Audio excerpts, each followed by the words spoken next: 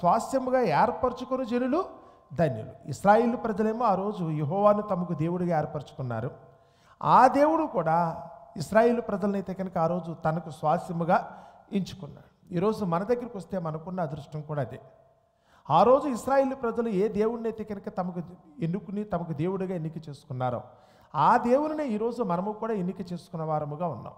ఎందుకంటే ఆ ఇశ్రాయేలు ప్రజలు అనుభవించిన ఆ గొప్ప మేలు, వారు అనుభవించిన సౌఖ్యము, ఈ రోజు వరకు కూడా దేవుని దగ్గర వాళ్ళు పొందుతున్న భద్రత మనకు కూడా దక్కాలన్న ఉద్దేశంతోనే ఆ ఇశ్రాయేలు దేవుడని యెహోవాని ఈరోజు మనము కూడా ఆశ్రయిస్తున్నాం. ఇప్పుడు ఆయన ఎన్నికలో మనం ఉన్నామా లేదా అన్నదే ఈరోజు మనందరూ కూడా తెలుసుకోవలసింది.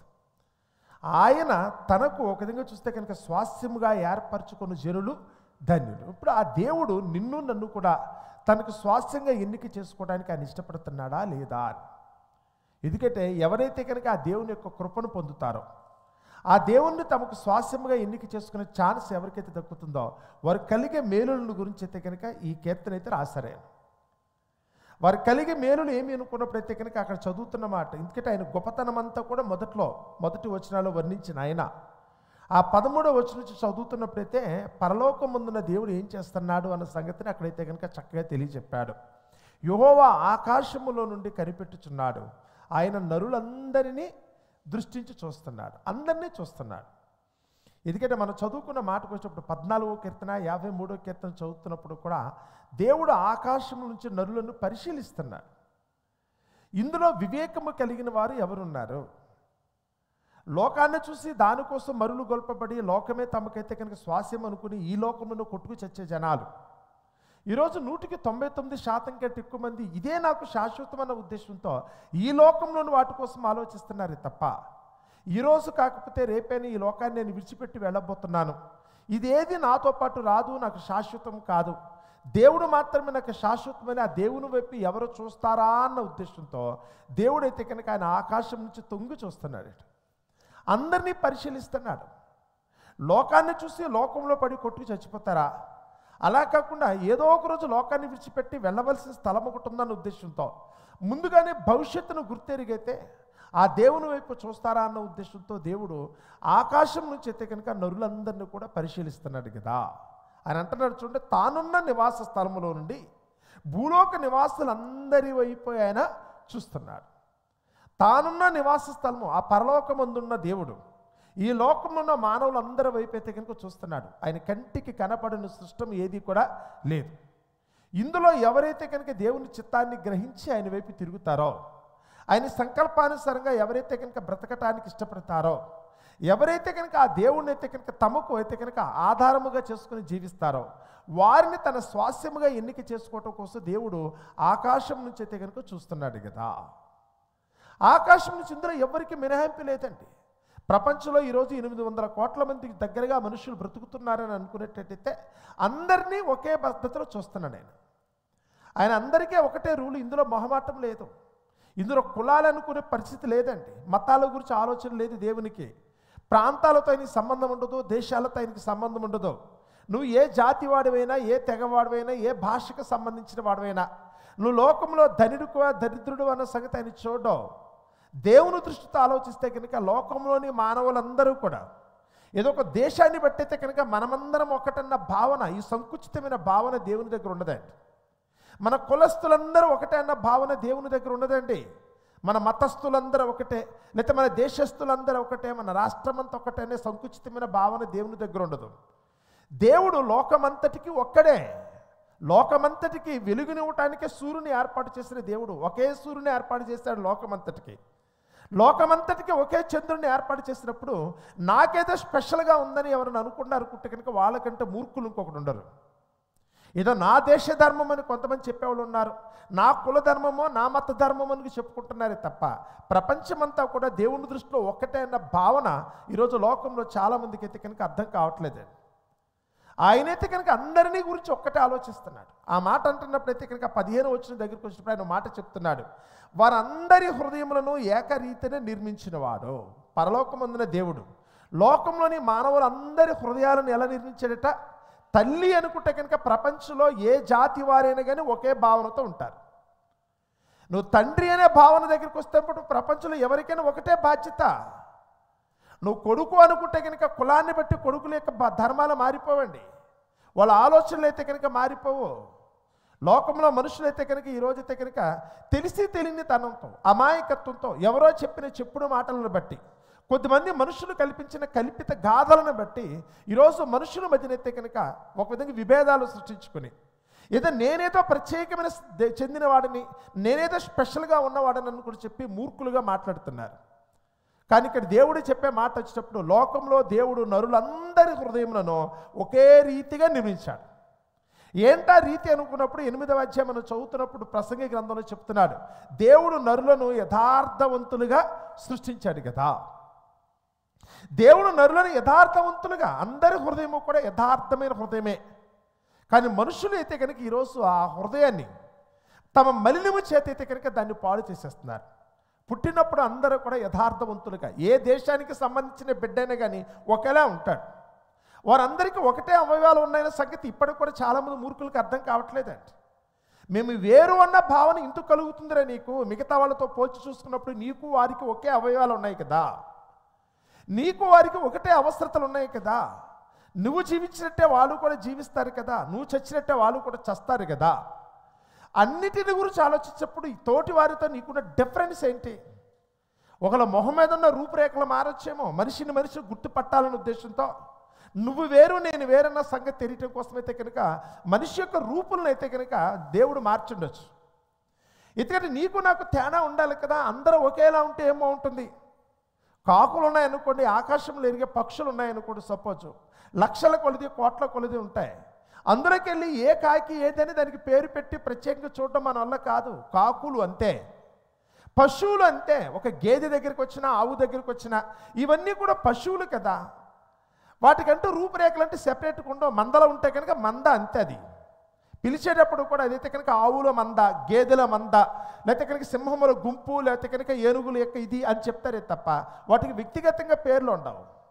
కానీ నీకు నాకు వచ్చేప్పుడైతే కనుక ప్రత్యేకంగా కనపడటం కోసం పేరు పెట్టుకున్నాం కదా, నీకంటూ ఒక ప్రత్యేకమైన గుర్తింపు ఉండటం కోసం నీ రూపురేఖలు మార్చుండొచ్చు. కానీ హృదయం దగ్గరకు వస్తే కనుక దేవుడు అందరి హృదయంలో ఏం చేస్తాడట, ఏకరీతి నిర్మించాడు. కాదనే వారు ఎవరున్నారు చెప్పండి? ఈరోజు లోకంలో మనుషులైతే కనుక తమకున్న బుద్ధిహీనత అందరూ కూడా నేర్చుకోవాలనుకున్నారు. ఈరోజు తమకున్న అజ్ఞానంతోనే మిగతా వాళ్ళందరూ కూడా అజ్ఞానులుగా మార్చడానికి ప్రయత్నిస్తున్నారు తప్ప, ఒకసారి అయితే కనుక బావిలోంచి బయటకు వచ్చిన కప్పలేగా ఒకసారి ప్రపంచాన్ని చూడగలిగితే బాగుంటుంది. ఎంతసేపు బావిలో ఉన్న కప్పలేగా నాకు తెలిసిన దాని గురించి ఆలోచిస్తాను తప్ప ప్రపంచంలో ఏముందన్న సంగతి తెలియకుండా ఈరోజు ఏంటంటే మనుషులు బెకబెకలాడుతూ ఉంటారని, ఏదో తామేదో జ్ఞానులమైనట్టుగా, తమకేత పెద్ద జ్ఞానం అన్నట్టయితే మాకు అభ్యసించినట్టుగా, పుట్టుకతోనే తామేదో గొప్పోళ్ళు అన్నట్టుగా చాలామంది మాట్లాడటానికి ప్రయత్నిస్తూ ఉంటారు. కానీ దేవుని వాక్యం అయితే కనుక అలా చెప్పట్లా. ఒకసారి తలపైకెత్తి చూడు. మీరు మొదటి భాగం చదువుతున్నప్పుడైతే కనుక నువ్వు ఆకాశం వైపు తేరి చూస్తే కనుక అందులో ఉన్న సమస్త జీవరాశులను కానీ లేకపోతే కనుక సమూహములన్నింటిని కానీ ఎవరు సృష్టించారట? ఆయనైతే కనుక అదే అంటున్నాడు. ఎందుకు మీరు దేవుని స్తుతించాలో తెలుసా? ఆ ఒక్కడైన దేవుని వైపు మీరు ఎందుకు తిరగాలో తెలుసా? 10 మంది మనల్ని కనలేదు, 10 మంది మనల్ని సృష్టించలేదు. ఈరోజు నా మీద 10 మందికి అధికారం లేదు. నన్ను సృష్టించిన వాడు ఆ పరలోకమందున్న దేవుడు. ఆయన ఏక దేవుడు, ఆయన మాత్రమే నన్ను సృష్టించాడు తప్ప 10 మందికి నాతో అయితే కనుక సంబంధం లేదు. నాలో ఊపిరి పోసిన వాడు ఒక్కడే. ఆ ఊపిరి పోసిన వాడే మీ అందరికి కూడా ఊపిరి పోస్తాడు. మీకు తండ్రి వేరుగాను నాకు తండ్రి వేరుగాను లేరు. ఎవరైతే కనుక ఒకవేళ కనుక ఈరోజు మనుషులుగా జీవిస్తున్నారో వారిలోనూ ఊపిరి అంతా ఒకటే. మనమందరము కూడా ఒకరు వదిలిన ఊపిరి మరొకరు పీలుస్తున్నాం. ఈరోజు అంటనుకుంటే కుదరదండి. మీరు వేరు నేను వేరు అనటానికి అవకాశం లేదు. నన్ను బ్రతికించే ఊపిరే మిమ్మల్ని కూడా బ్రతికిస్తోంది. నేను వదిలేసిన ఊపిరినే కదా మీరు కూడా పీలుస్తున్నారు. మీరు వదిలేస్తుందనే కదా నేను కూడా పీలుస్తున్నాను. ఇందులో మైలు ఎక్కడుంది, అంటెక్కడుంది? లోకంలో మనుషులైతే కనుక ఈరోజు పరమ మూర్ఖంగా మాట్లాడుతున్నారండి. అజ్ఞానం అనేది నిలువెత్తున పెట్టుకుని కూడా ఈరోజు కనుక తమ జ్ఞానులుగా చాలామంది వెళ్ళిపోతున్నారు. ఈరోజు తమకు తెలియని సంగతుల గురించి కూడా అయితే కనుక ఏదో ఒక కథ, ఒక కవిత్వం అల్లేసి లోకంలో దేవుని యొక్క ఔన్నత్యాన్ని కూడా చివరికైతే కనుక పాడు చేసే దౌర్భాగ్యులు ఎక్కువైపోయారు ఈరోజు. కానీ ఈరోజు అయితే కనుక దేవుడు చెప్తున్న మాట, ప్రభువైన యేసుక్రీస్తుని బట్టి లోకానికి అంతటికి ప్రకటించిన మాటలో పరమార్థాన్ని ఈరోజు ఎవరు గ్రహించడానికి ఇష్టపట్ల. మనుషులు కూడా ఈరోజు ఎక్కువ అబద్ధాలను నమ్మటానికి ఇష్టపడుతున్నారు. ఈరోజు మోసాలే నమ్మటానికి ఇష్టపడుతున్నారు. యథార్థంగా చెప్పేవాడు మాట ఈరోజు అయితే కనుక అంగీకరించడానికి ఎవరికి మనసు లేదు. అబద్ధమే ఈరోజు మనిషికి అయితే కనుక ఇష్టం. దురద చెవులు కలిగిన వారు ఈరోజు దురద మాటలకు మాత్రం ఈరోజు విలువిస్తారే తప్ప ఆ పరలోకమందున దేవుడు చెప్తున్న సత్యాన్ని చూడాలని కానీ వినాలని కానీ ఈరోజు ఎవరు కూడా ముందుకు రావడానికి అవకాశం లేకుండా పోతుంది. అందుకని యెషయా గ్రంథంలో చెప్తాడు, వారు వినుట మట్టుకు విందురు కానీ చూచుట మట్టుకు చూస్తారు కానీ వారు గ్రహింపరు. ఎంతసేపు కూడా తమకు తెలిసిన దానిని బట్టి మాట్లాడటమే తప్ప ఎంతసేపు ఎందుకు పనికిరానిది, తోటి వారిని అయితే కనీసం ప్రేమించలేనిది, ఎదుటి వారిలో ఉన్న ఒక బలహీనతని తీసివేయలేనిది, ఒక మంచి అలవాట్లు కూడా నేర్పలేని దాని గురించి కూడా ఈరోజు మనుషులు మాట్లాడుతున్నారు. తాము దేవుని ఎరుగుదమని చెప్పుకుందరు కానీ ఈరోజు ఎలా ఉన్నారో తెలుసా? అసహ్యులు, అవిధేయులు కదా. అంతే కదండి. నేను దేవుణ్ణి ఎరిగానని చెప్పుకుని కూడా ఈరోజైతే కనుక నా భార్యకైతే కనుక ఇబ్బంది కలిగించే పని నేను చేస్తే, నేను కనుక్కున్న నా కొడుకు కూతురికైతే కనుక వాళ్ళకి అవమానం కలిగించేట్టుగా నేను ప్రవర్తిస్తే, నా తల్లి తండ్రిని అయితే కనుక నేనైతే కనుక మరొక విధంగా ఇబ్బంది పెట్టేటట్టుగా ప్రవర్తిస్తే నేను దేవుణ్ణి ఎరిగిన వాడిని అవుతానా? నాలో ఉన్న దుర్లక్షణాలన్నీ పెట్టుకుని ఒక తాగుడు మానను, ఒక జోదం మానను, ఎప్పుడూ కూడా అయితే కనుక నోట్లో పెట్టుకుని అయితే కనుక ఏదో ఆవో గేదో నెమరు వేసినట్టుకైతే కనుక నోట్లో వేసుకుని నములుకుంటూ కూర్చోవటం, తుప్పుకుని ఊసుకుంటూ కూర్చోవటం, దారంటే వెళ్ళే వాళ్ళు ఎవరైతే కనుక పోకిరితనంతో ప్రవర్తించటం, ఇంట్లో ఉన్న సొమ్మంతా కూడా గొల్ల చేసేయటం, తినకూడదు తిని తాగకూడదు తాగి ఒళ్ళంతా గొల్ల చేసుకోవటం, ఇవన్నీ చేస్తూ కూడా నాకు దేవుడు తెలుసా? నేను నమ్ముకున్న నా దేవుడే కనుక నిజమైన వాడైతే, ఒకవేళ కనుక ఆ నమ్ముకున్న దేవుడే కనుక నాకు శక్తివంతుడైతే నిజంగా నన్ను అయితే కనుక ఇంత దౌర్భాగ్యం స్థితిలో ఉంచుతాడా? ఎక్కడండి పవిత్రత? ఏది పరిశుద్ధత? నోట్లో నమ్మలకూడదు నమ్ములతో నేను దేవుని గురించి గొప్పగా మాట్లాడుతానని చెప్పే దౌర్భాగ్యులు ఉన్నారు ఈరోజు. చెయ్యకూడని వ్యభిచారం చేస్తున్నావు, ఆడకూడదు జోదం ఆడుతున్నావు, లేకపోతే కనుక తాగకూడదు తాగుతున్నావు, తింటూ తినకూడదు తింటూ కూడా అయితే కనుక నాకు దేవుడు తెలుసని చెప్తూ ఆ దేవుడి పేరు మీదనే ఇలాంటి పరికమాలను పనులు చేస్తుంటే నిజంగా వాళ్ళకి దేవుడు తెలిసినట్టు అవుతుందా?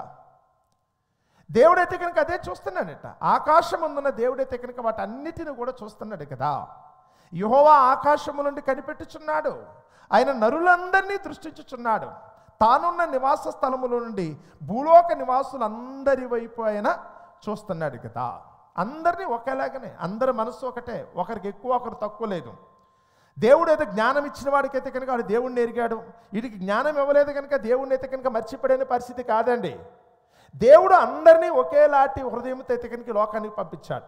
నువ్వు చెడగొట్టుకుంటే, నిన్నెవరైనా చెడగొడితే నీది బాధ్యత, నిన్ను నువ్వు రక్షించుకోవాల్సిన బాధ్యత నీది.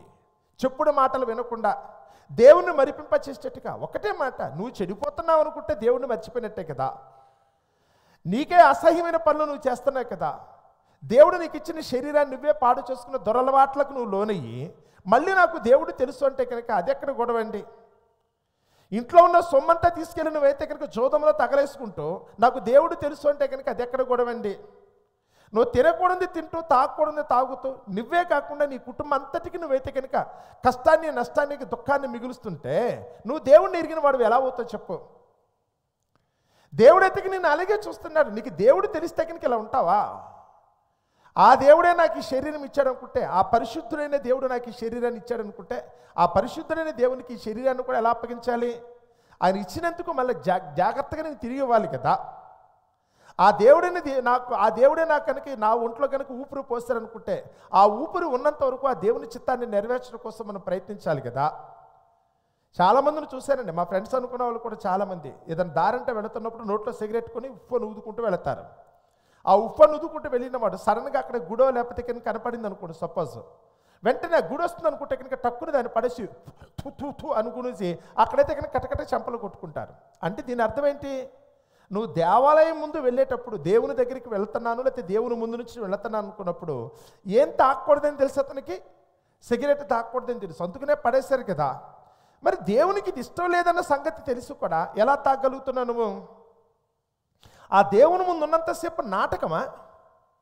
నాకు దేవుడు తెలుసు భక్తి ఉందని చెప్పి కూడా నువ్వు తాగుతూ నాకు దేవుడు భక్తి ఉందంటే కనుక ఎవరు నమ్ముతారు నేను చూస్తే? నువ్వు దేవుని ముందుకు వెళ్ళినప్పుడు తాగి వెళ్ళకూడదన్న సంగతి నీకు తెలుసు కూడా మరి దేవుని పేరు మీద ఎందుకు తాగుతున్నావు?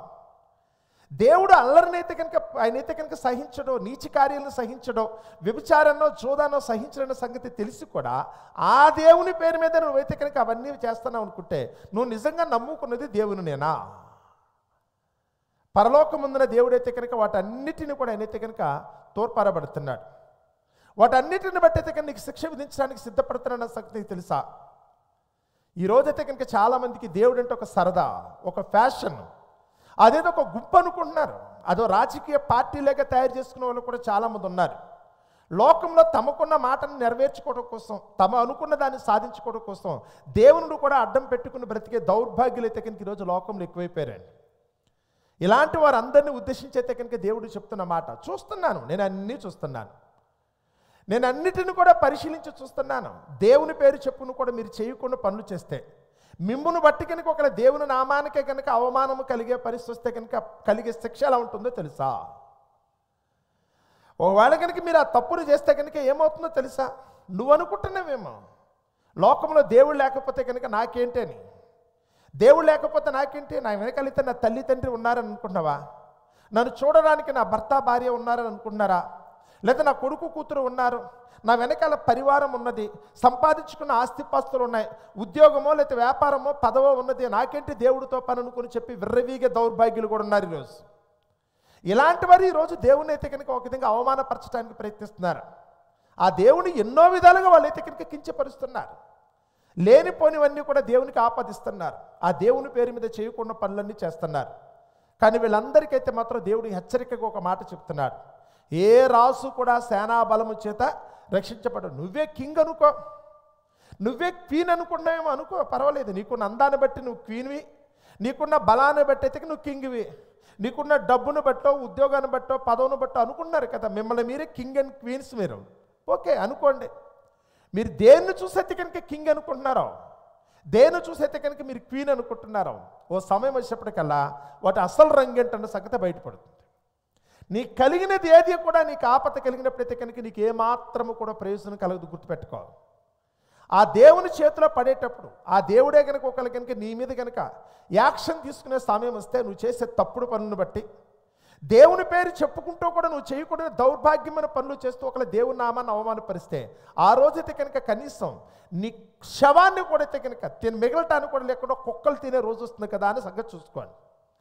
చరిత్రలో అయితే కనుక ఆహాబ్ అని యెజబెల్ అని ఇద్దరు వ్యక్తులు ఉన్నారు, కింగ్ అండ్ క్వీన్. ఇజ్రాయేల్ దేశాన్ని పరిపాలించిన వాళ్ళు ఆషామాషి వ్యక్తులు కాదు వాళ్ళు. ఏదైతే కనుక దేవుని జనాంగం అని పిలువబడిందో ఆ ఇజ్రాయిల్ని అయితే కనుక పరిపాలించిన రాజు రాణి వాళ్ళు. కానీ వాళ్ళు దేవుని పేరుని వాడుకుంటున్నారు. చివరికి ప్రవక్త అయిన ఏలియాను కూడా అయితే కనుక బెదిరించినప్పుడు ఎవరి పేరు వాడుకున్నారు తెలుసా? దేవుని పేరు మీదనే వాళ్ళు మాట్లాడుతున్నారు. నేను అనుకున్న పని జరగకపోతే కనుక, రేపు ఈ పాటి కనుక నేను చంపకపోతే దేవుడే నాకు గొప్ప అపాయము కలుగు చేయను కదా అంటున్నారట. ప్రతి ఒక్కరు దేవుని వాడుకోవటం. నీతిమంతుడైన నాబోతును చంపేసినప్పుడు కూడా అదే దేవుని పేరు వాడుకున్నారు వాళ్ళు. వాళ్ళు చేసే దుష్కార్యములన్నిటికీ దేవుడు అడ్డం పెట్టుకుని మాట్లాడు. ఈరోజైతే కనుక లోకంలో చాలా మజాగా ఉందండి. ఈరోజైతే కనుక మన చుట్టూ ఉన్న సమాజంలో అయితే కనుక ప్రతి చిన్న విషయానికి దేవుణ్ణి వాడుకోవటం, వీళ్ళ వ్యక్తిగతమైన స్వార్థపూరితమైన కోరికలు నెరవేర్చుకోవడం కోసం దేవుణ్ణి అడ్డం పెట్టుకున్న వాళ్ళు. అది ఈ మతం ఆ మతం అని లేదండి. ప్రతి పాస్టర్కి అయితే కనుక ఈరోజు ఏదో ఒక రోజు కత్తి మాత్రం రెడీగా ఉంటుందని మర్చిపోకూడదు.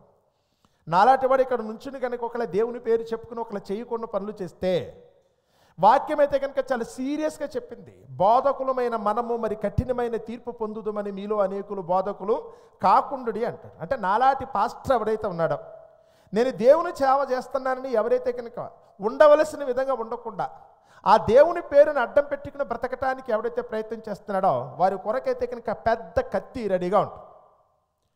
ఈడ కూర్చున్న మీకు కూడా ఏం మినహాయింపు మాత్రం లేదండి. దేవుణ్ణి మీ స్వార్థపూరితమైన అవసరతల కోసం వాడకండి.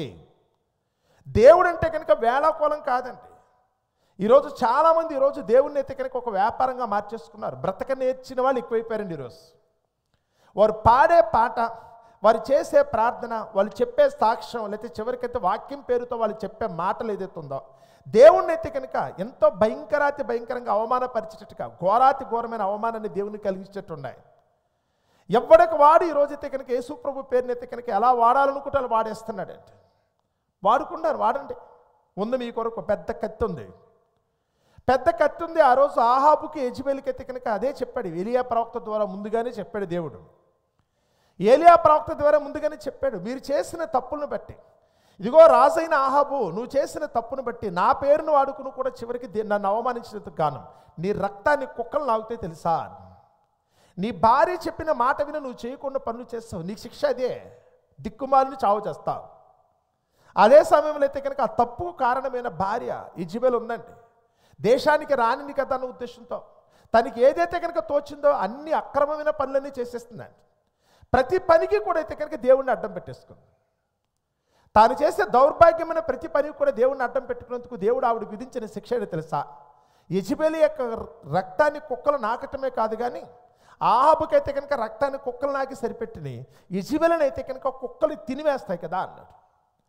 ఒక రాణి హోదాలో ఉన్న ఆవిడ చివరికి చావు చచ్చిన తర్వాత గుర్రముల చేత తొక్కించబడి గుజ్జుగుజ్జుగా తయారైపోతే కుక్కలు వచ్చేతే కనుక ఆమె శరీరాన్ని పూర్తిగా తినేసినాయి అంటే, ఆమె కపాలం తప్ప ఏమీ మిగలకుండా మొత్తం కూడా తినేసేటట్టు. దేవునితో ఆడుకోవటం చాలామందికి సరదా అనిపిస్తుందేమో. హెచ్చరికగా దేవుడు చెప్తున్నాడు, మీరు ఎవరైనా కావచ్చు, మీరు ఏ కులము, ఏ మతము, ఏ ప్రాంతం అని ఇక్కడ ముఖ్యం కాదండి, మీరు ఎవరైనా కావచ్చు, మీరు దేవుని పేరు చెప్పుకుని కనుక ఒకవేళ కనుక మీరు పిచ్చి పిచ్చి పనులు కనుక చేసేటట్టయితే కనుక, తొంతరి చేష్టలు కనుక మీరు తెగబడేటట్టయితే శిక్ష మాత్రం దారుణంగా ఉంటుంది. అప్పటికీ చెప్తున్నాడు దేవుడు, ఇప్పటికే మీ బ్రతుకులు అయితే కనుక చాలా చోట్ల మీరు పడకూడని అయితే కనుక అవస్థలు పడుతూనే ఉన్నారు, రాకూడని రోగాలు మీకు వస్తూనే ఉన్నాయి, కలుగకూడని కష్టాలన్నీ కలుగుతున్నప్పుడైనా కానీ దేవుడు హెచ్చరిక చేస్తున్నాడు అన్న ఉద్దేశంతో ఎప్పటికైనా కానీ దేవునికి గౌరవం ఇవ్వవలసిన విధంగా ఇవ్వటం నేర్చుకోండి. కానీ ఆ దేవుని కనుక మీరు అవమానపరిస్తే కనుక ఏదో ఒక రోజు అయితే కనుక దేవుడు చెప్తున్నాడు, కుక్కలు చూస్తే సుమా, మీ బ్రతుకైతే కనుక కుక్కల పాలైపోతుంది సుమా, జాగ్రత్త అని అంటున్నాడు ఆయన. దేవుడైతే కనుక అన్నిటినీ చూసే చెప్తున్నాడు. ఆయన ప్రేమించే వారిని ఆయనైతే చూస్తున్నాడు, ద్వేషించే వారిని కూడా చూస్తున్నాడు, నీతిమంతుల్ని చూస్తున్నాడు, ఆయన భక్తిహీనులు కూడా చూస్తున్నాడు, అందరినీ కూడా పరిశీలించి చూస్తున్నాడు. ఎవరెవరు ఏమేమి చేశారో వారి లెక్క చొప్పున రేపటి దినాన దేవుడు దానికైతే జీతం ఇచ్చే రోజు ఒకటి మాత్రం ఉందండి. వెంటనే జరగాలని అనుకోకండి. దేవుడైతే కనుక దీర్ఘశాంతము కలిగిన వాడు. వెంటనే తప్పు చేసిన ఉద్దేశంతో స్పాట్లో చంపేయటం అనే మాట ఈరోజు లేదు. యేసు ప్రభు వారు ఈ లోకానికి వచ్చిన తర్వాత వెంటనే ఇన్స్టెంట్ జస్టిస్ అన్నట్టుగా అది చేయట్లేదు. యేసు ప్రభు వారు అడిగిన విధానాన్ని బట్టి, యేసు ప్రభు వారు మధ్యవర్తిగా ఉన్న విధానాన్ని బట్టి అయితే కనుక ప్రతి మనుషునికి కూడా మార్పు చెందటానికి దేవుడు టైం ఇస్తున్నాడు. తప్పు తెలుసుకోవడానికి దేవుడు సమయం ఇస్తున్నాడు. నువ్వైతే కనుక చేసిన పని నీకే ఏదో ఒక రోజునైతే కనుక విసుగు తెచ్చే రోజున, అది తప్పని నువ్వు తెలుసుకునే రోజున నువ్వు మారు మనసు పొందుతావు ఉద్దేశంతో నువ్వు చేసిన తప్పుకి శిక్ష విధించకుండా దేవుడు ఇప్పటి వరకు ఊరుకున్నాడు.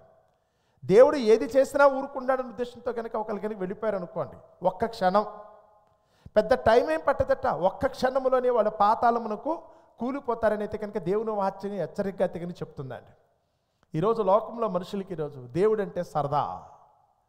ఈరోజు చాలామందికి దేవుడు అంటే సరదా. ఎవరికి తోచిన పేర్లు వాళ్ళు పెట్టుకుంటున్నారు, ఎవరికి నచ్చినట్టుగా వాళ్ళైతే కనుక దేవుడిని అయితే కనుక తమ కొరకు విభాగించుకుంటున్నారు.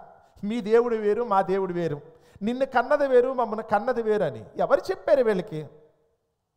ఏదో ప్రాంతాన్ని బట్టి దేవుడు అయిపోతున్నాడు, సీజన్ బట్టి దేవుడు అయిపోతున్నారు కదా. రోజుకొక దేవుడిని అయితే కనుక ఈరోజు అయితే కనుక మనుషులు విభజించుకునే పరిస్థితి వచ్చింది. కులానికో దేవుడు, మతానికో దేవుడు, ప్రాంతానికో దేవుడు, లేకపోతే దేశానికి ఒక దేవుడు అన్నట్టుగా ఈరోజు లోకంలో ఎవరికి తోచిన విధంగా వాళ్ళు మాట్లాడటం ప్రారంభిస్తున్నారు. కానీ అందరినీ సృష్టించిన దేవుడు, యావత్తు ఈ సమస్త సృష్టి అంతటికి కారణభూతమైన దేవుడు పరలోకం నుంచి అయితే కనుక చూస్తున్నాడు. ఆయన అందరినీ ఇక్కడ పరిశీలించి చూస్తున్నాడు. వారి పిచ్చోళ్ళారా, మిమ్మల్ని కనాలనుకున్నా, చివరికైతే కనుక మిమ్మల్ని పెంచాలనుకున్నా, ఏదో ఒక రోజు మరలా తిరిగి నా దగ్గరికి తీసుకురాలనుకున్నా కర్త నేను కదా, అన్నిటికీ బాధ్యుని నేను, అన్నిటికీ నేను కదా కారణభూతుణ్ణి. నన్ను చూడటం అనేసి మీరేంటి మీ సొంత ఆలోచనలు బట్టి ఎవరికి తోచిన విధంగా వాడు వెళ్ళిపోతున్నారు. ఏదో ఒక రోజు ఈ లోకాన్ని విడిచిపెట్టాలనే సంగతి తెలిసి కూడా ఇంతకింత మీకు ఇంత అహంకారం. యథార్థంగా ఈ లోకానికి మిమ్మల్ని పంపిస్తే కనుక ఇంతకి ఇన్ని తంత్రాలు, మీకు ఇన్ని అబద్ధాలు ఏంటి, ఇన్ని మోసాలు ఏంటి? ఈ అబద్ధం చివరికి దేవుని పేరు మీద కూడా జరుగుతుంది కదా. దేవుణ్ణే అబద్ధంగా చేసేసే పరిస్థితిలోకి వచ్చేసారు. దేవుని పేరు మీద కానీ ఈరోజు మోసాలు చేసే పరిస్థితి వచ్చారు. దేవుని పేరు మీదే దౌర్జన్యాలు చేస్తున్నారు. దేవుని పేరు మీద నిన్ను దుర్మార్గాలకి ఎతికినకి ఈరోజు ఒడుకట్టే పరిస్థితి. ఆ దేవుని అడ్డం పెట్టుకునైతే కనుక చివరికి వీళ్ళు చేసే తప్పుడు పనుల వలన ఆ సృష్టికర్త అయిన దేవునికి, ఆ పరిశుద్ధుడైన దేవునికి కూడా ఈరోజు అయితే కనుక మలినాన్ని ఆపాదించే దౌర్భాగ్య స్థితిలోకి ఈరోజు మనుషులు వచ్చారండి. వారు ఎవరైనప్పటికీ వారు ఎంత భక్తులుగా నటించినప్పుడు కూడా ఒకవేళ దేవుని నామానికి కనుక వాళ్ళు అవమానకరంగా ప్రవర్తిస్తే దేవుడు విధించే శిక్ష మాత్రం చాలా భయంకరంగా ఉంటుంది. వాక్యం అయితే చెప్తుంది, దేవుని చేతిలో పడుట భయంకరం. మనుషుల దగ్గరికి వెళ్తే కనుక 4 దెబ్బలు కొడతారు, మహా అయితే కనుక నేను చంపేస్తారు, అంతవరకే తెలుసు నీకు. లోకంలో మనుషులకి మనం విరోధంగా ఉంటే, ఎవరైనా మన అపరాధం చేస్తే కనుక తిడతారు, కొడతారు, లేదా మనకున్న దోచుకుపోతారు, లేకపోతే కనుక మన ప్రాణం కూడా తీస్తారు. అంతవరకు చేయగలరు మనుషులు. కానీ దేవుని దగ్గరికి వచ్చినప్పుడు అలా కాదండి. ఆ దేవుని చేతిలో పడితే కనుక భయంకరం అన్నాడు ఆయన. చాలామందికి ఈరోజు భక్తి మాత్రం ఉంది దేవుడు అంటే. ఆ భక్తి చులకలతో కూడుకున్న భక్తి అయిపోయింది. కానీ దేవుడు కేవలం భక్తి మాత్రమే కోరుకోవట్లేదు. ఆ దేవుని ఎడల మనం ఇంకోటి కూడా ఉండాలి. ఏంటది? భయము కూడా ఉండాలి.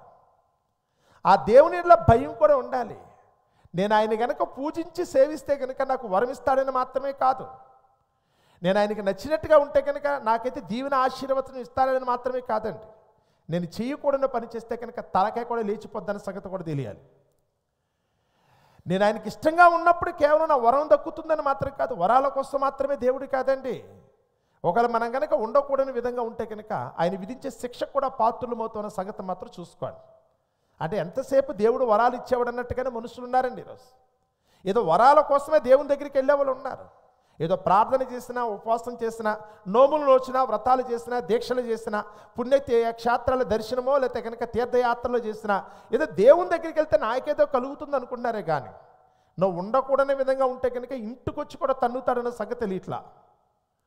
నువ్వు ఉన్న చోటనే నీకు శిక్ష విధిస్తాడన్న భయం అయితే కనుక ఈరోజు లోకంలో మనుషులు కలగట్లేదు.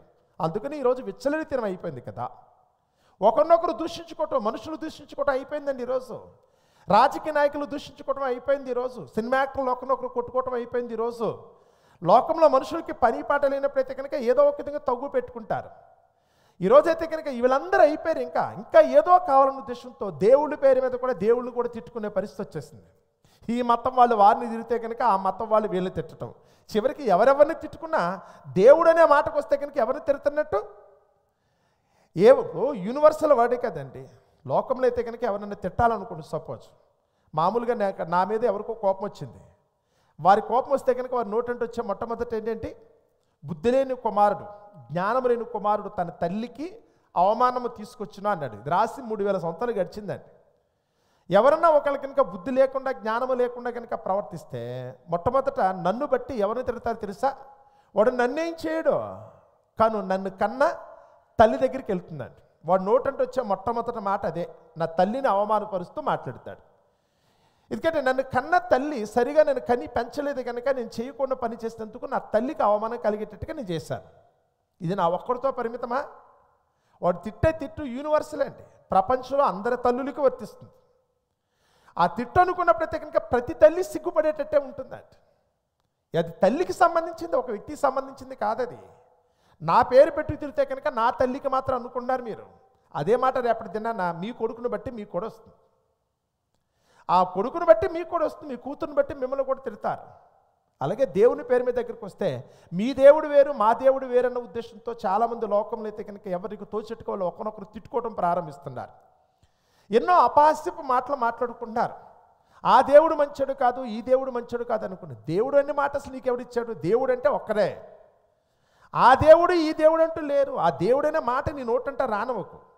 పలికితే కనుక ఆ పేరుని నువ్వు ఎలా పలకలట? ఇదే ఆ మొదటి కీర్తనలు అయితే కనుక మొదట వచ్చిన అదే. ఆయన్ని స్తుతి చేయుట ఎలా ఉంటుందంట? యథార్థవంతులకు శోభస్కరం.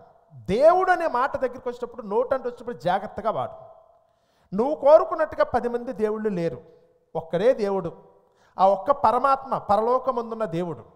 ఆయనని బట్టే లోకంలో ఉన్న వారందరూ కూడా ఈరోజు ఊపిరి పోసుకున్నారు. ఈరోజు మన జీవంతో ఉన్నామనుకుంటే కారణం ఆయన పోసిన ఊపిరిని బట్టే. లోకంలో నీకు తెలిసి తెలియని జ్ఞానంతో అయితే కనుక దేవుడి పేరు మీద కనుక నోటుకొచ్చుట వాగితే అవన్నీ కూడా ఎవరి చేతికి వెళ్తాయి? ఎవరి దృష్టిలో పడతాయి? ఒకవేళ కనుక ఆ దేవుడే కనుక కోపగిస్తే కనుక ఏం జరుగుతుందో తెలుసా? ఆ దేవుడే కోపగిస్తే కనుక ఏం జరుగుతుందో తెలుసా? ఈరోజు లోకంలో మనుషులకు అది అర్థం కావట్లా. సూర్యుడు ఒక్కడే ఉన్నాడన్న సంగతి తెలుసు కదండి. ప్రపంచంలో ఉన్న అన్ని దేశాల వారికి, అన్ని కులాల వారికి, అన్ని మతాల వారికి, అన్ని జాతుల వారికి ఎంతమంది సూర్యులు ఉన్నారు? ఒక్కడే సూర్యుడు ఉన్నాడు కదా. రోజు మన చుట్టూ తిరిగే సూర్యుడే ఒక్కడైనప్పుడు, నెలకొకసారి పూర్తిగా కనబడి చంద్రుడే ఒక్కడైనప్పుడు, అందరికీ వీచే గాలి కూడా ఒక్కటే అయినప్పుడు, ఇది దేశాలతో సంబంధం లేకుండా ఈ గాలి ఎప్పుడు కూడా రొటేట్ అవుతూనే ఉంటుంది. ఈ ప్రపంచం అంతా కూడా భూగోళం అంతా తిరుగుతూనే ఉంటుంది కదా. మరి వీటన్నిటి కూడా ఒక్కటి అని మీరు చెప్తున్నప్పుడు మరి దేవుళ్ళు ఎంతమంది ఉంటారు? నీకు వేరు నాకు వేరు నా భావన మీకు ఎందుకు వస్తుంది? ఆ దేవునికి నువ్వు పెట్టుకున్న పేరును బట్టయితే కనుక నీ ఇష్టం వచ్చేట్టు మాట్లాడుకుంటే, ఎదుటి వారిని కనుక నువ్వు కించపరిచేటుంటే కనుక ఎంత పెద్ద ప్రమాదానికి హేతు అవుతుందన్న సంగతి నీకు తెలుసా? ఈరోజు ఆ దేవుని బట్టే ఈరోజు కనుక వ్యాపారం కనుక నువ్వు తెగబడితే, ఆ దేవుని బట్టే కనుక రాజకీయాలు చేస్తే, ఆ దేవుని బట్టే ఒకళ్ళు కనుక నువ్వు కనుక మనుషుల మధ్యన కనుక విభేదాలు పెడితే, అది దేవుని సంకల్పానికి విరోధమైన సంగతి నీకు తెలుసా? సహోదరులు ఐకమత్యము కలిగి నివసించుట ఎంత మేలు, ఎంత మనోహరమా నడేను. అందరూ కలిసి ఉండాలని ఆయన కోరుకుంటాడు. ఏ తండ్రి అయినా కానీ తన పిల్లలందరూ ఒక్కటిగా ఉండాలని కోరుకుంటారు.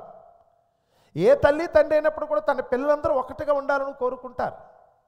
అలాంటిది పరలోకమందున దేవుడు ప్రపంచంలో ఉన్నవారందరూ కూడా ఒక్కటిగా ఉండాలని కోరుకుంటే, ఈరోజైతే కనుక ఆ ఒక్కటి అవ్వటానికి ఇష్టం లేని పరిస్థితిలో వారిని ఒక్కరిగా చేయకుండా ఈరోజైతే కనుక మనుషుల మధ్యన విభేదాలు కలిగించే దౌర్భాగ్యులు ఈరోజు ప్రపంచంలో ఎక్కువైపోయారు. మనమందరము ఒక్కటన్న భావనతో కాకుండా మీరు వేరు మేము వేరన్న భావనతో అయితే కనుక మనుషులు ఉన్నారు. ఈరోజైతే కనుక మనుషులు చెప్పే మాట దగ్గరికి వచ్చినప్పుడు క్రీస్తు ప్రభువారు మీరందరూ కూడా సహోదరులుగా ఉన్నట్టు, ఒక తల్లి పిల్లలుగా బ్రతకమని దేవుడు చెప్తున్నాడు. మనం బంధువులం కాదండి, మనమందరము కూడా సహోదరులుగా ఉండమని దేవుడు చెప్తున్నాడు. ఎందుకంటే మన సహోదరులు అంటానికి ఒకటే రుసు. కావాలనుకుంటే నీ రూపురేఖలంటే చూడు, నువ్వు చచ్చిపోయిన తర్వాత నీ కంకాలం అంటారు, స్కెలిటిన్ అంటారు ఇంగ్లీష్లో. అంటే అర్థం ఏంటి? నీ ఎముకల గూడు పక్కన నా ఎముకల గూడు పెడితే ఏదో ఒక రోజు పోతాంగా, ఏదో ఒక రోజు మనందరం చస్తాం కదా. చచ్చిన తర్వాత నీ ఎముకల గూడు పక్కన నా ఎముకల గూడు పెట్టి, తర్వాత మీరు కన్న పిల్లలు నా కన్న పిల్లలు వచ్చి నీ ఎముకల గూడేంటో నా ఎముకల గూడేంటో ఒకళ్ళు సెగ్రిగేట్ చేయమని అడిగామనుకోండి, ఏమంటారు? ఎక్కడ ఏమీ కనపడదు, అందరూ ఒకలాగా కనపడతారు. డాక్టర్ గారి దగ్గరికి వెళ్ళి ఎక్స్రే మిషన్ మీద వచ్చినప్పుడు అందరూ ఒకేలా కనపడతారు. కేవలం అయితే కనుక లోకంలో బ్రతికినంతసేపు నీకు నాకు అయితే కనుక వ్యత్యాసం కనపడాలి కదా. నువ్వెవరో నేనెవరో తెలియటం కోసమే ఈ మొహం మీద ఉన్న కవలికలో. స్కెలిటన్ దగ్గరికి వస్తే కనుక ఇందులో ఎవ్వరికీ మినహాయింపు ఉండదండి, అందరూ ఒకేలా ఉంటారు. ఆ ఒకేలా ఉండమని ఆ ఒకే దేవుడు సృష్టించాడు. మనందరం ఒకేలా ఉండాలనే ఉద్దేశంతోనే ఒకే దేవుడు సృష్టించాడు. కానీ మనం వేరని చెప్పుకోవడం కోసం చివరికి దేవుళ్ళను కూడా ఏం చేస్తున్నారు? వేరన్న భావన. నువ్వు వేరు నేను వేరన్న భావన చెప్పడం కోసం, మనుషులు కూడా వేరని విభజించడం కోసం, ఆ మనుషుల కోసం అయితే కనుక దేవుళ్ళను కూడా విడగొట్టే దౌర్భాగ్యులు ఈరోజు సమాజంలో అయితే కనుక ఉన్నారంట. అందుకని వీళ్ళందరిని గురించి చెప్తున్నాడు, వద్దు కదా. ఇలాంటి యథార్థతలోంచి మీరైతే కనుక తొలగిపోకండి. దేవుడు నరులను యథార్థవంతులుగా సృష్టించాడు, అందరినీ ఏకరీతిగా సృష్టించాడు. మీలాంటి యథార్థవంతులందరూ కూడా దేవుని స్తుతించండి, మనుషులు కాదండి. మీరు రాజకీయ నాయకులు స్తుతించినంత మాత్రం చేత మీ జీవితానికి ఒరిగేది ఏముండదో. వాళ్ళు ఉన్నారు, వాళ్ళు రేపొద్దున ఓడిపోతే కనుక మీకు చేసేది ఏముండదో. వాళ్ళు వస్తూ ఉంటారు, పోతూ ఉంటారు, టర్మ్కొకరు మారిపోతూ ఉంటారు. వారిని పట్టుకుంటే మీకేం కలిసి వస్తుంది? అధికారులను పొగుడుదాం అనుకుంటున్నారా? ఆటగాళ్ళను పొగుడుదాం అనుకుంటున్నారా? సినిమా యాక్టర్లను పొగుడుదాం అనుకుంటున్నారా? అందగత్తెలనో బలవంతులనో ఎవరో ఒకరు వెంట పడదాం అనుకుంటున్నారా? ఎవరు శాశ్వతం చెప్పండి? వీళ్ళందరూ వస్తూ ఉంటారు, పోతూ ఉంటారు. ఏదో ఒక రోజు వాళ్ళు కూడా మట్టిలో కలవలసిన వారే కదా. కాబట్టి మనుషులను స్తుతించడం మాని మీరు ఎవరిని స్తుతించాలి? ఆ పరలోకమందున దేవుని స్తుతించటం యథార్థవంతులకు శోభస్కరం కదా. నేను మిమ్మల్ని అందరినీ కూడా యథార్థవంతులుగా సృష్టించాను. కాబట్టి యథార్థవంతుడైన వాడు తన్ను సృష్టించిన సృష్టికర్త అయిన దేవునికి స్తుతి చెల్లించాలి. ఇది దేవుని యొక్క మాట అండి. దావీదు గారికి అర్థమైంది, అందుకు నేను ఎల్లప్పుడూ కూడా దేవుని స్తుతించాడు. మనుషుల వైపు ఆయన చూడలేదండి, ఆయన దేవుని వైపు మాత్రమే చూశాడు. ఎందుకంటే నన్ను సృష్టించింది ఆయన, వీళ్ళెవరు? రేపటి దిన నా ప్రాణం తీసేది కూడా ఆయనే. ఈ లోకంలో నన్నైతే కనుక నా జీవితయాత్ర ముగించిన తర్వాత మరలా నన్ను క్షేమంగా తన దగ్గర చేర్చుకున్నది కూడా ఆయనే. వీళ్ళేంటి? ఏదో మధ్యలో వచ్చారు, మధ్యలో పోతారు. వీళ్ళు మధ్యలో వచ్చారు, మధ్యలో పోయేవారు. నా తల్లి తండ్రి కూడా కొద్ది కాలమే నాతో ఉంటారు. నా భార్య కూడా మధ్యలో వచ్చింది, మరి కొన్నాళ్ళకి నేను వెళ్ళిపోతానో నా భార్య వెళ్ళిపోతుందో తెలియదు. మరి కొద్ది కాలానికి నేను కనుక్కున్న నా పిల్లలు వచ్చారు, వాళ్ళకి రెక్కలు వచ్చేంత వరకు నా దగ్గర ఉంటారు, తర్వాత వాళ్ళు వెళ్ళిపోతారు. స్నేహితులు అనుకున్నారా? చెప్పక్కర్లేదు, చిన్నప్పటి నుంచి బోళ్ళంతమంది స్నేహితులు వస్తూనే ఉన్నారు, వెళ్ళిపోతూనే ఉన్నారు. ఎవరో కూడా మన దగ్గర శాశ్వతం కాదు. లోకంలో ఏ బంధము శాశ్వతం కూడా కాదు, ఏ అధికారి శాశ్వతం కాదు, ఏ ప్రభుత్వము శాశ్వతం కాదు. అది మతం అనుకున్నా, కులం అనుకున్నా, సంఘం అనుకున్నా, ఇంకోటి అనుకున్నా, ఇవన్నీ కూడా నువ్వు వెతికనికి ఏర్పరచుకున్నవే తప్ప ఇవేవి నీతో పాటు రావు. నీతో పాటు ఎప్పుడూ ఉండాలనుకుంటే కనుక నిన్న నేడు నిరంతరం ఒక్కటే రీతిగా ఉండాలనుకుంటే ఆ పరలోకముందున దేవుడు తప్ప మరెవ్వరికీ అది సాధ్యం కాదు. ఆ దేవుడు మాత్రమే ఎల్లప్పుడూ ఉండగలిగేవాడు. కానీ అది సంగతిని మర్చిపోయి ఈరోజు తాత్కాలికంగా ఏదో చంటి పిల్లలాగా ఏదో చిన్నపిల్లలు అయితే కనుక ఐస్ ఫ్రూట్ కనపడితే ఐస్ ఫ్రూట్, లేకపోతే కనుక అక్కడ చాక్లెట్ కనపడితే చాక్లెట్, బొమ్మ కనపడితే బొమ్మ అన్నట్టుగా ఇటు పరిగెడతారో తెలియదు కదా. రోజుకు ఒక్కొక్క విధంగా వాళ్ళ ఆలోచనలు ఉన్నట్టుగా ఈరోజు లోకంలో మనుషులు కూడా అయితే కనుక నాది గొప్ప అన్న ఉద్దేశంతో ప్రతిదాన్ని గొప్ప చేసుకోవడం కోసం ప్రయత్నిస్తున్నారు.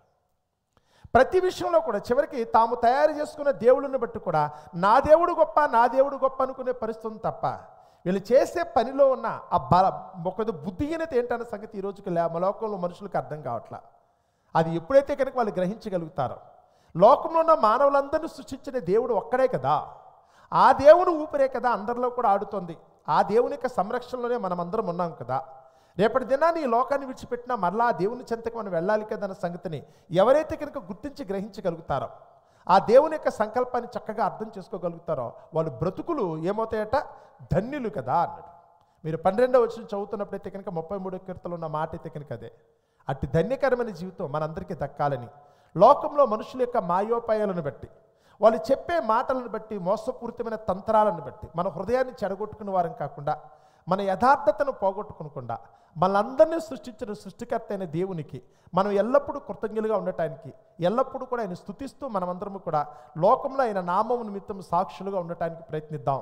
అట్టి కృప దేవుడు మనందరికీ దయచేయునుగాక. ఆమేన్. ప్రార్థన చేసుకుందామండి.